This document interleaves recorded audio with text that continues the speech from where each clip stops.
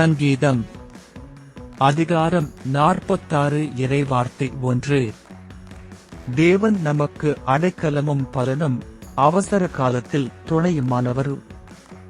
அன்பான ஆண்டவரே இயேசுவே, இந்த இன்றைய நாளுக்காக உமக்கு நன்றி. நீர் என் அடைக்கலமும் பலனுமாக இருப்பதால் எனக்கு பயமில்லை. என் மனதில் இருக்கும் கவலைகள் அனைத்தையும் உமது கரங்களில் ஒப்படைக்கிறேன்.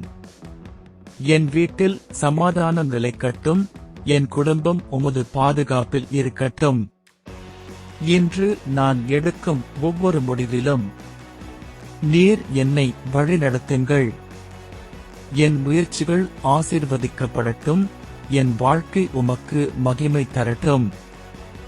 இயேசுவின் நாமத்தில் ஜெபிக்கிறேன், ஆமென்.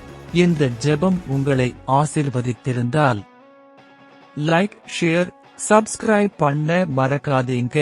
உங்க வீட்டில் ஆசீர்வாதம் வரும்.